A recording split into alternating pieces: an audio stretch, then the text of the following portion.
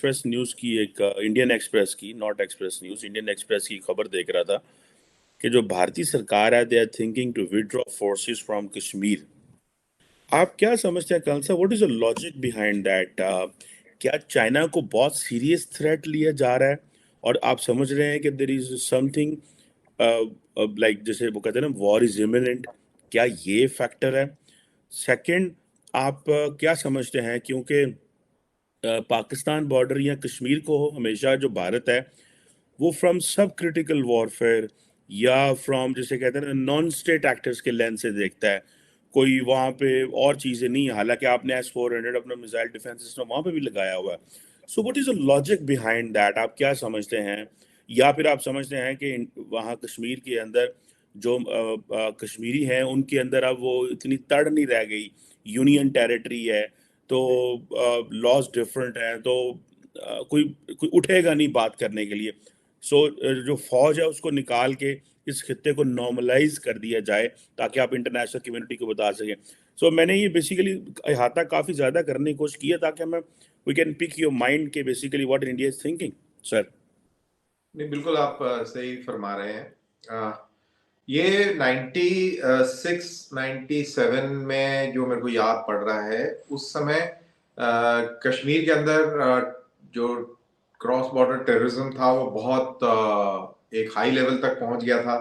और जो internal decent और डिसऑर्डर था वो भी काफी ज्यादा बढ़ गया था। कश्मीरी पंडितों को 89 90 91 में वहां से भगा दिया, उनके घर वर जला दिए और एक डिफरेंट लेवल का वायलेंस जो था वहां पर देखने को मिल रहा था।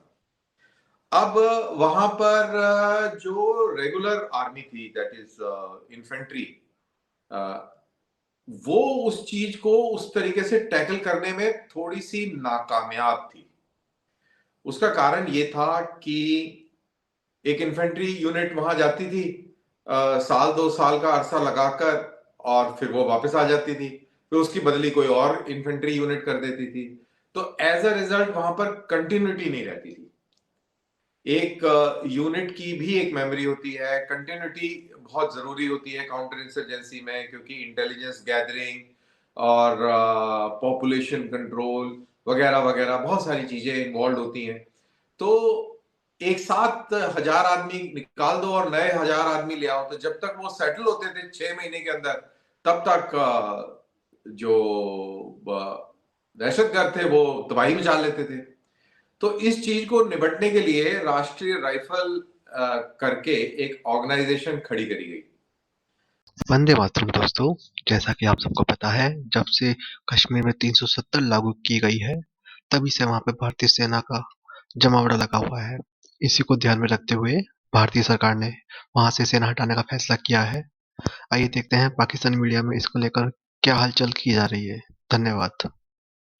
जिसके अंदर इनपुट जो था, जो जो ऑफिसर्स, जवान, जेसीओ, ये जितने भी लोग थे, ये सारे के सारे आते तो इन्फेंट्री, आर्मर्ड, आर्टिलरी यूनिट से थे, लेकिन वो राष्ट्रीय राइफल बटालियन परमानेंट होती थी।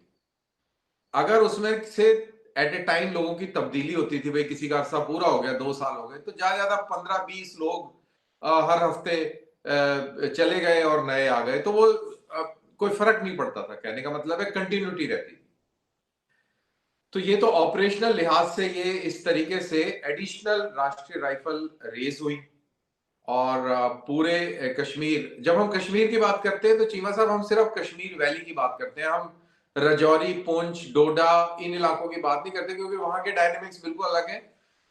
हाइट ऑफ इंसर्जेंसी और हाइट ऑफ जो ये पूरा तमाशा चला, इसमें ये जो लोकल जो यहाँ के जो मुस्लिम्स थे, इन्होंने बिल्कुल कोई भी योगदान नहीं दिया, कोई उस तरीके से सपोर्ट में नहीं खड़े हुए जैसे कि कश्मीर वैली के जो मुसलमान थे वो खड़े हुए। उसके पॉलिटिकल रीजंस अलग है। अब ये राष्ट्रीय राइफल बन गई, ऑपरेशंस बहुत जबरदस्त चले, और उन दिनों में मुझे याद है बहुत बड़ी तादाद में आतंकवादी हुआ करते थे। 5-5 6-6 हजार फॉरेन टेररिस्ट यहाँ पे घूमा करता था, और बड़ी जबरदस्त लड़ाइयां चली। और उस जमाने में मैंने भी बड़ी नौकरी करी, बड़ी बल्ले बल्ले, बहुत ही पट खड़काओ प्रोग्राम, बड़ा मजा आया। इनफैक्ट लाइफ का बेस्ट टाइम उन्हीं दिनों का है, वो ही याद करते हैं अभी। तो वो रहा। और इसके अंदर जो गेम खेला वैली को डिस्टेबलाइज करने में, जो पॉलिटिकल गेम जो चले, इसके अंदर मेरा ये मानना है कि जो प्रेजेंट प्रो इंडिया पॉलिटिशियंस हैं, जैसे फारूक अब्दुल्ला, महबूबा मुफ्ती सईद और इस तरीके के ये लोग हैं, इन्होंने भी बड़ा गेम खेला। फिर आपके हुर्रियत कॉन्फ्रेंस वाले थे, ये भी बड़ी डबल गेम खेलते थे। ये इंडियन गवर्नमेंट से भी पैसा ले लेते थे, आईएसआई से भी पैसा ले लेते थे, कभी इधर की कभी उधर की, और बड़ा कारोबार चलाया जी इन्होंने, बल्ले बल्ले करी। जो इक्तदार में जो पार्टी थी वो थी जनरली कांग्रेस, और कांग्रेस वाले ही टाइप की मेंटालिटी वाले लोग। उनकी मजबूरियां और उनके एजेंडाज अलग थे। वो कश्मीर को मुस्लिम पॉइंट ऑफ व्यू से देखकर और अपना मुस्लिम कार्ड खेलते थे बाकी कंट्री में, तो वो उनकी एक अलग मजबूरी थी। अब ये ड्रामा चलता रहा, और बीजेपी जब ये पावर में आई तो इनको लगा कि यार ये जो बकवास जो चल रही है इसको खत्म किया जाए। तो मोदी 1 में हुर्रियत कॉन्फ्रेंस को टारगेट किया गया। हुर्रियत कॉन्फ्रेंस के जितने भी लीडर थे, उनकी जो हवाला ट्रेल्स थे, हवाला से पैसा आता था, ये फिर बेनामी प्रॉपर्टीज खरीदते थे और जरूरत पड़ने पर उनको बेचकर और उस पैसे को लिक्विडेट करके और गेम चला करता था। इंतफादा टाइप पत्थरबाजी चलती थी। और मेरे को याद है, मैं उस समय वैली में किसी यार दोस्त को मिलने गया हुआ था, और तब ये पत्थरबाजी की ना बड़ी घटनाएं होती थी। बड़ा जबरदस्त प्रोग्राम चला करता था। आई रिमेम्बर जब मैं वहां पे था तो रात में कॉन्वॉय के ऊपर घेर कर ना पत्थर पुत्थर चल गए। तो मैंने ऐसे ही पूछा, मैंने कहा यार ये क्या तमाशा चल रहा है, ये तो पहले नहीं होता था, ये अभी ये ऐसे कैसे चल रहा है? कहता है कि ये पहले मस्जिदों से ऐलान होते थे, तो वो ऐलान खुलेआम नहीं हो पाते थे, क्योंकि मस्जिद से आप ऐलान करेंगे तो सुन जाएगा। कहते हैं अब इंटरनेट का जमाना आ गया है, अब वो ग्रुप बने हुए हैं, उसके ऊपर मैसेजिंग हो जाती है और लोग फिर एक पॉइंट पर इकट्ठे हो जाते हैं, और वहां पर एक मॉब, क्या फ्लैश मॉब की तरह एक्शन में आके और चले जाते हैं।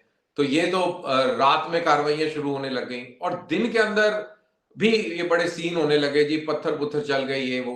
तो मैं जहां पे रुका हुआ था वहां पे बड़ी नजदीक में ये पत्थरबाजी हुई, तो मैं उसकी बड़ी डिटेल, मैंने एक बड़ा आर्टिकल लिखा इसके ऊपर।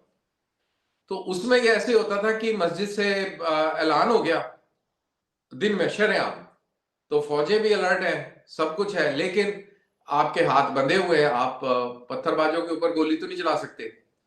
तो उन लोगों ने इकट्ठे होना, और फिर पीछे जो है लॉजिस्टिक वैन्स भी चल रही है, मतलब कि उसमें पेप्सी और थम्स अप भी बट रहे हैं, और फिर 500-500 रुपए जो है ना हर एक पत्थरबाज को, वो भी बांटे जा रहे हैं। लेकिन उनके ऊपर कोई कार्रवाई नहीं कर सकते थे, क्योंकि वहां पर डेमोक्रेटिकली इलेक्टेड गवर्नमेंट थी। उन दिनों में शायद अब्दुल्ला की गवर्नमेंट थी, तो पॉलिटिकल वो भी एंगल था, तो लोकल्स के खिलाफ कोई एक्शन भी नहीं कर सकते थे, तो उसमें पत्थर पुत्थर खूब चले। अब ये सब तमाशा चलता रहा। फिर महबूबा मुफ्ती सईद के साथ बीजेपी ने गवर्नमेंट बना ली, और फिर वो गवर्नमेंट डाउन हो गई। और इसी दौरान इन लोगों ने मतलब कि बीजेपी मोदी 1 ने हुर्रियत कॉन्फ्रेंस के ऊपर शिकंजा कसना शुरू कर दिया। ये इससे क्या हुआ कि जो फंड्स का जो फ्लो था वो आना बंद हो गया। जब वो बाना बंद हो गया, एनआईए, नेशनल इन्वेस्टिगेटिंग एजेंसीज के रेड हुए और बड़े सारे अरेस्ट हुई। सबसे इंटरेस्टिंग अरेस्ट और जो कार्रवाई हुई वो सैयद सलाउद्दीन, जो आज लाहौर में एक कश्मीरी टेररिस्ट जिसको रावलपिंडी में मार दिया, उसकी फातिहा खानी कर रहे थे, वो उसका वीडियो बड़ा चला हुआ है। तो इनका खुद का बेटा जो है वो एक गवर्नमेंट मुलाजिम था। तो गवर्नमेंट ऑफ इंडिया ने कहा कि ये क्या बकवास है यार, एक तरफ जो वालिद साहब है वो तो दहशतगर्द बने हुए हैं, और वो तो जिहाद, यूनाइटेड जिहाद काउंसिल की रहनुमाई कर रहे हैं, और इनके जो साहबजादे हैं वो यहाँ पर सरकारी तनख्वाह ले रहे हैं। तो उनको वहां से उनको निकाला गया, और इसी तरीके से बहुत सारी अरेस्ट हुई, बहुत सारे ड्रामे हुए। इनको इनको मतलब कि इनको इनकी पकड़ दकड़ करके इनको खुटे लाइन लगा दिया।